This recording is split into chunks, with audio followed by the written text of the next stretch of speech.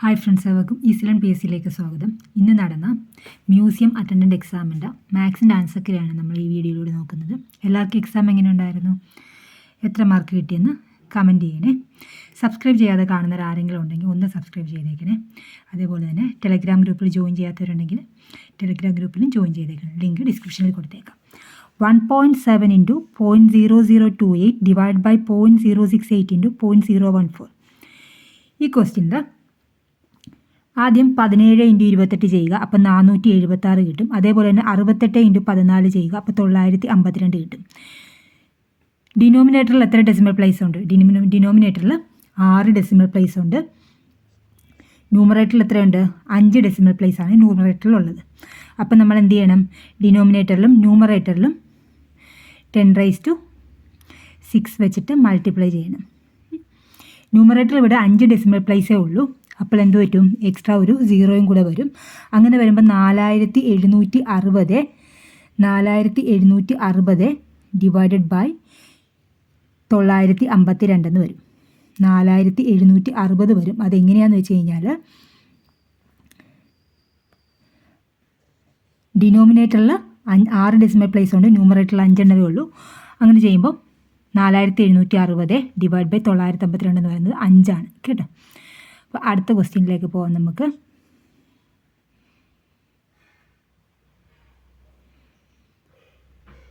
വിട്ട ഭാഗം പൂരിപ്പിക്കാനാണ് പറഞ്ഞിരിക്കുന്നത്. AYIN BWLM DUOL അടുത്ത അറിയത്തില്ല KQUJ ആണ് തന്നിരിക്കുന്നത്.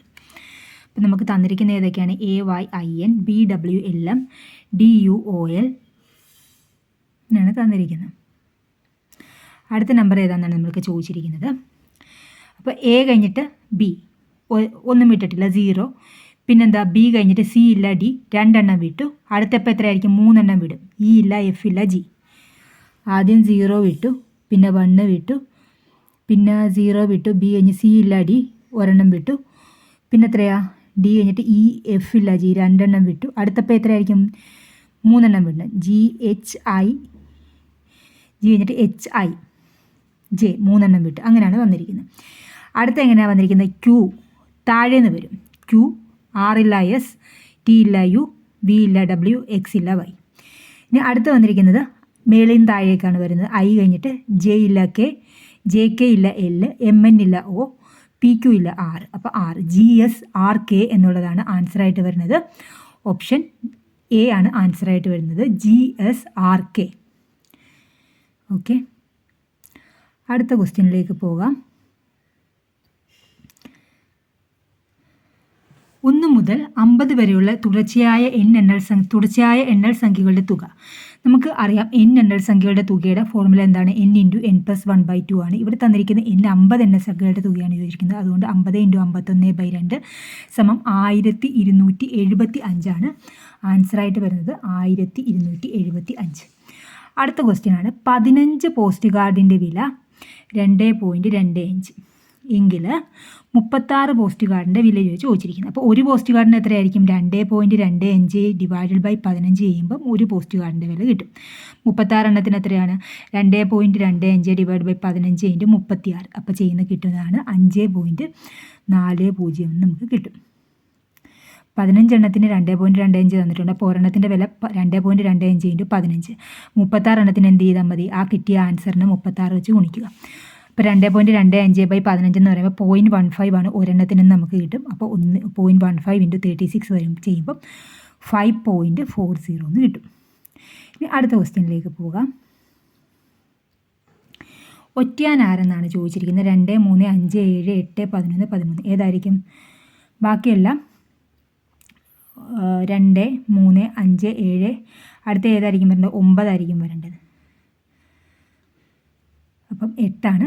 ഒറ്റയാൻ്റെ ടോട്ടൽ നമ്പർ ഏതാണ്? 75ൻ്റെ ആൻസർ വരുന്നത് 8 എന്നുള്ളതാണ് 75ൻ്റെ ആൻസറായിട്ട് വരുന്നത്.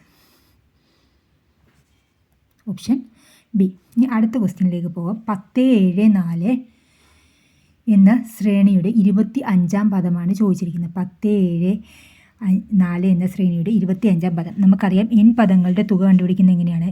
Tn = a + n - 1 × d. ഇവിടെ എയുടെ വാല്യൂ 10 എന്നറിയാം. എന്നിൻ്റെ വാല്യൂ 25 എന്ന് കിട്ടി.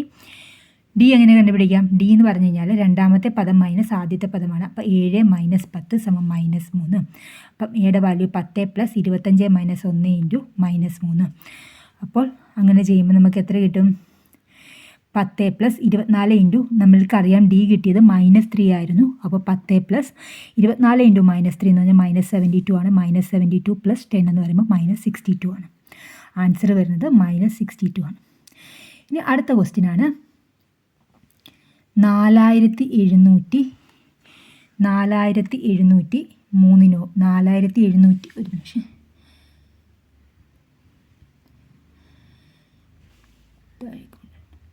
4701 ഏത് സംഖ്യ കൂട്ടിയാൽ തൊട്ടടുത്ത പൂർണ്ണവർഗം കിട്ടുമെന്നാണ് ചോദിച്ചിരിക്കുന്നത്.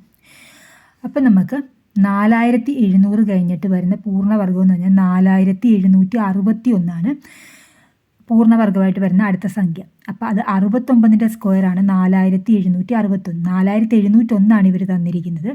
അതുകൊണ്ട് 4701 എത്ര കൂടെ കൂട്ടിയാൽ മതിയാവും? 60 കൂടെ കൂട്ടുമ്പം പൂർണ്ണവർഗം ആവും. അടുത്ത ക്വസ്റ്റ്യനിലേക്ക് പോകാം. 4 × 5 + 14 + 4 × 5 + 14 + 8 - 36/4 36/9. അപ്പം ആദ്യം ഡിവിഷൻ്റെ പാർട്ട് ചെയ്യാം. 36/9 4. 14 8 ബ്രാക്കറ്റിലുള്ള ചെയ്യുക 22. 5 × 4 20. 20 ഉം 22 ഉം 42 - 4 38. ഇനി അടുത്ത ക്വസ്റ്റ്യനിലേക്ക് പോകാം. അടുത്ത ക്വസ്റ്റ്യനാണ് എക്സിൻ്റെ 15% എന്നത് വൈയുടെ 20%-ന് തുല്യമായാൽ x/y. എക്സിൻ്റെ 15% എന്ന് പറയുമ്പോൾ നമുക്ക് എങ്ങനെ എഴുതാം? x × 15/100 = y × 20/100 എന്ന് കിട്ടും. അപ്പോൾ x/y എന്ന് പറയുമ്പോൾ എന്ത് ചെയ്താൽ മതി? 20/100 ഇതിപ്പുറത്തേക്ക് വരുമ്പോൾ 100/15 എന്ന് പറയും. 4/3 എന്ന് പറയും. x/y എന്ന് പറഞ്ഞാൽ 4/3 ആണെങ്കിൽ x/y 4:3 ആയിരിക്കും. ഓക്കെ. ഇനി അടുത്തത് ഒരു ക്ലാസ്സിലെ 10 കുട്ടികൾ പരസ്പരം ഹസ്തദാനം ചെയ്താൽ ആകെ എത്ര ഹസ്തദാനം? ആ ക്വസ്റ്റ്യനും കൂടെ ഉള്ളൂ. വരാം.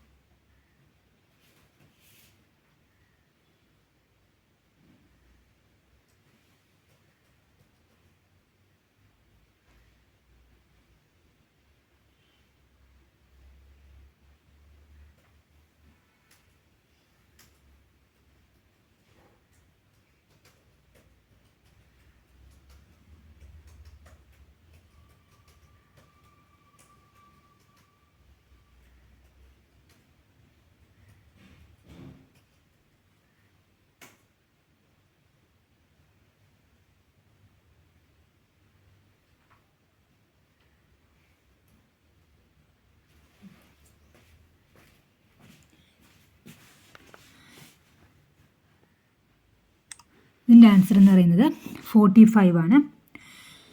10 പേർ പരസ്പരം ഹസ്തദാനം ചെയ്താൽ ആകെ എത്ര ഹസ്തദാനമാണ്? 45 ഹസ്തദാനമാണ്.